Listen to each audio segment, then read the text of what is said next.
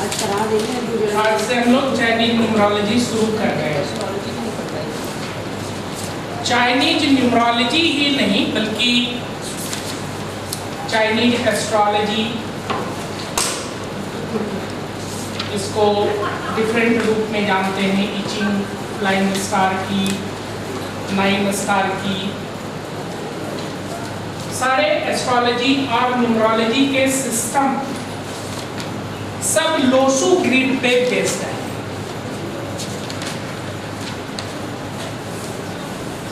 ये लोसू ग्रिड क्या है? दरअसल लोसू ग्रिड 3:3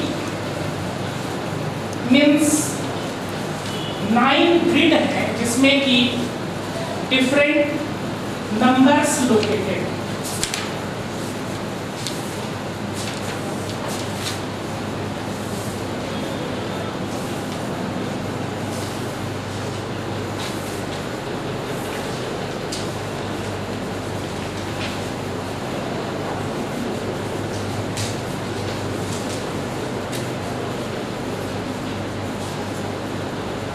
यही 3 × 3 means 9 grids. This is the essence of not only the Chinese numerology, but every type of astrology and other sciences are also based on this Losu grid, which is 3 × 3 grids. Means numbers 1 to 9 are placed in a particular position in these 9 squares. इस Losu grid के अस्तित्व में आने के विषय में भी बड़ी रोचक कहानी है। चाइना में एक रिवर है वांग हो, जिसको कि येलो रिवर के नाम से भी जाना जाता है।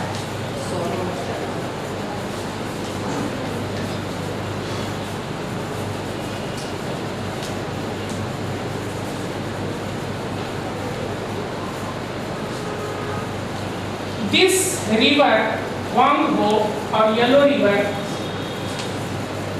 had always been considered as the sorrow of China because of its devastating flood every year. हर वर्ष येलो रिवर या वांगो रिवर में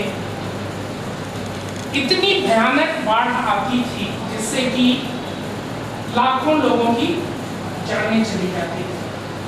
लाखों लोग, पशु पक्षी, घर द्वार सब बर्बाद हो जाते थे। चाइना के जितने शासक हुए सब लोग परेशान रहे। चाइनीज मिथोलॉजी में ऐसा कहा जाता है कि देयर वर 5 मिथोलॉजिकल एम्पेयर्स।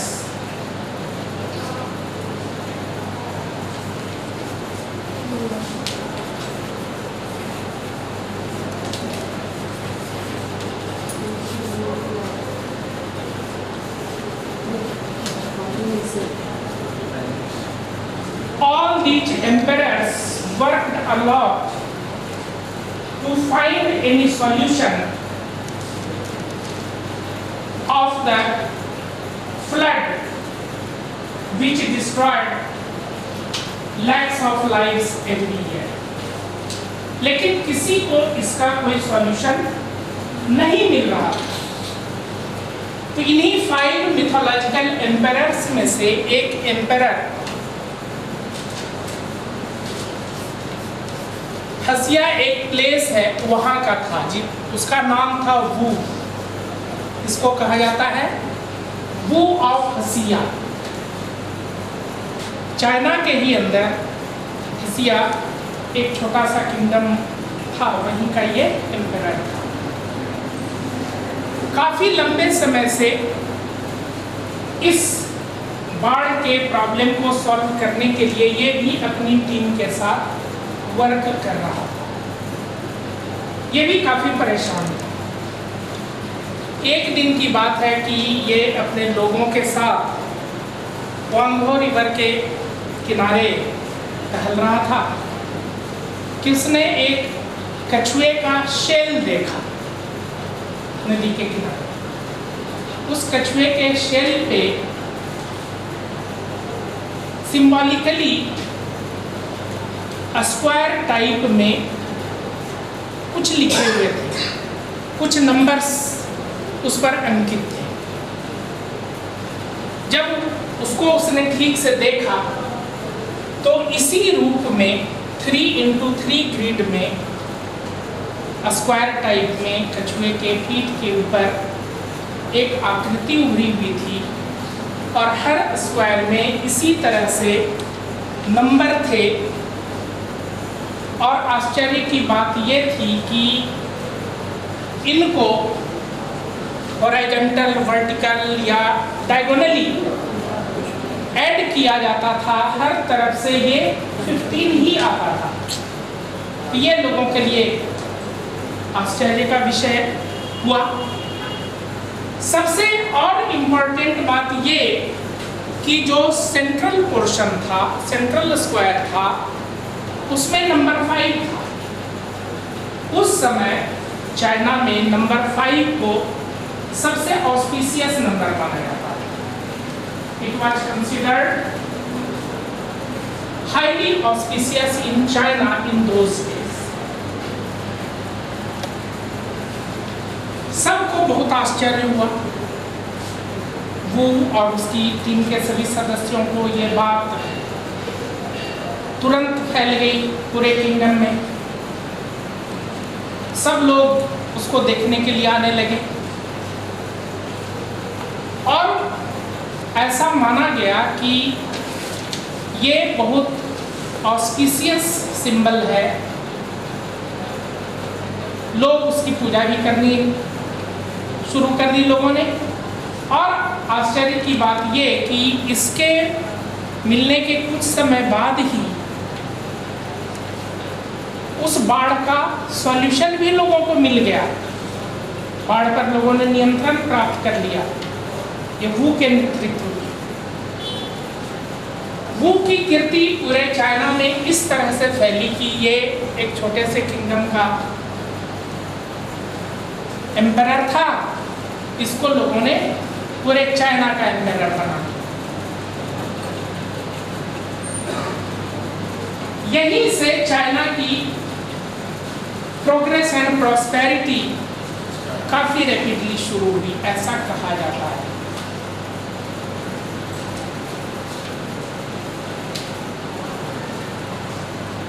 इस सिंबल को लोगों ने डिफरेंट रूप में यूज किया। ऑस्पिशियस सिंबल के रूप में, प्लस इसी लोशु ग्रिड से चाइना के एस्ट्रोलॉजी, न्यूमरोलॉजी वगैरह इस तरह के सभी साइंसेस का जन्म हुआ। तो चाइनीज का डायरेक्शन से भी रिलेशन है। जैसे चाइना में इस तरह से डायरेक्शन लिखते हैं,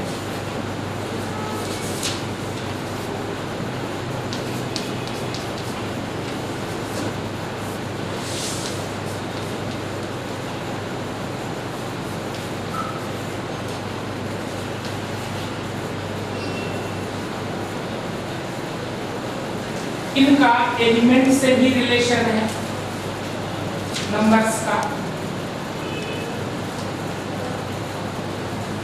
हम लोग 1 by 1 बहुत सारी चीजों की स्टडी करेंगे। तो न्यूमरोलॉजी में इसको जो जैसे हम यूज करते हैं, इसमें है कि डेट ऑफ बर्थ में हमारे जितने नंबर्स हैं, इनकी जगह पर उनको प्लेस करते हैं। जैसे मान लो कोई भी एग्जाम्पल लेते हैं, मान लो किसी का बर्थ अगस्त 5, 1975 को हुआ, ठीक।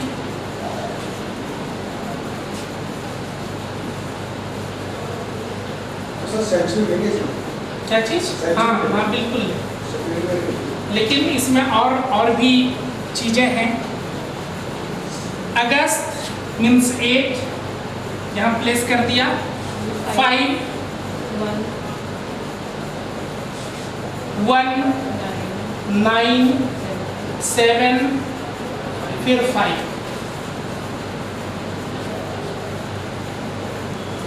ठीक है, कोई भी डेट ऑफ बर्थ जब इसमें पुटअप करेंगे तो कुछ स्क्वायर तो खाली रहेंगे, जैसे किसमें दिख रहा है। इसका मतलब ये है कि आपके लाइफ में उस नंबर से रिलेटेड जो फीचर्स हैं उसका अभाव है ना। तो फिर उस अभाव को पूरा करने का भी उपाय करते हैं, बहुत तरह की चीजें हैं।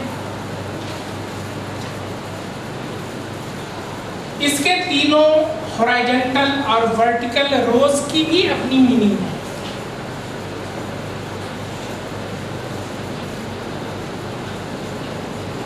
प्लस डेट ऑफ बर्थ जैसे हमने यहाँ पुटअप कर दिया, दरअसल ये तरीका नहीं है। चाइनीज लूनर कैलेंडर फॉलो करते हैं। हमारा जो डेट ऑफ बर्थ है वो सोलर कैलेंडर के हिसाब से है। लूनर कैलेंडर में जब हम कन्वर्ट करेंगे तो हमारा date of birth totally change हो जाएगा, टोटली चेंज हो जाता है। लेकिन हम देख ये रहे हैं कि जो लोग इसको यूज करते हैं वो सोलर कैलेंडर के ही हिसाब से यूज कर देते हैं। हमने भी ये इस्टेब्लिश करने की कोशिश की है कि ये सोलर डेट ऑफ बर्थ जो है वो भी उतना ही अप्लाई करता है। ये उसका 2nd 3rd चैप्टर होगा, उसमें है नाम relevance of the lunar calendar of birth, relevance of lunar calendar. ये सर इसको कन्वर्ट करने का तरीका क्या होगा? सब मैं बताऊंगा, अभी परेशान मत हो, सुनो पहले मेरी बात।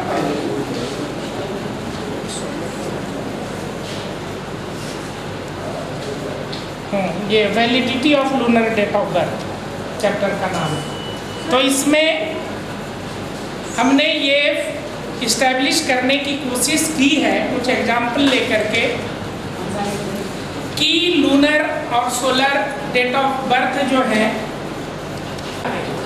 लेकिन as a matter of fact हमको दोनों के हिसाब से स्टडी करनी चाहिए। सोलर से lunar date of birth conversion का कोई फॉर्मूला एज सच नहीं है। इसका सोर्स एकमात्र यही है कि इंटरनेट से कन्वर्टर खोलिए, उसमें डेट ऑफ बर्थ डालिए, वो कन्वर्ट करके देगा। लेकिन ये डिफिकल्ट प्रोसेस है ना, ये डिफिकल्ट प्रोसेस है। इसीलिए सोलर के ही हिसाब से यूज करके लोग स्टडी कर लेते हैं, लेकिन दोनों के हिसाब से कम देखना चाहिए। कुछ एग्जाम्पल लेकर के हमने भी ये सिद्ध करने की कोशिश की है कि लूनर से ज़्यादा सोलर वर्क करता है। जो फैक्ट है वो मैं बता रहा हूँ। क्या इफेक्ट तो दोनों का डिफरेंट ही होगा ना? हाँ, तो डिफरेंट ही होगा। तो ओरिजिनली जो है ये लूनर कैलेंडर पर ही बेस्ड है। ओरिजिनली तो वही हर चीज़ उनकी है, उनकी चीज़ को हम एडॉप्ट कर रहे हैं, उसके साथ भी छेड़छाड़ कर रहे हैं। लेकिन क्योंकि ये कन्वर्जन इतनी आसान नहीं है, इंटरनेट की सुविधा आज ना हो गई, पहले नहीं। और जब बुक लिख रहे थे उस समय भी इतनी सुविधा नहीं थी, इसीलिए जो है इसको यूज करने के लिए सोलर देखो करके देखो, पहले बुक निकालो, बुक में एग्जाम्पल दिए हुए हैं। देखो इनका किनका है, पहले धनु भाई अंबानी का है, अब्दुल कलाम का है। इसकी डेट का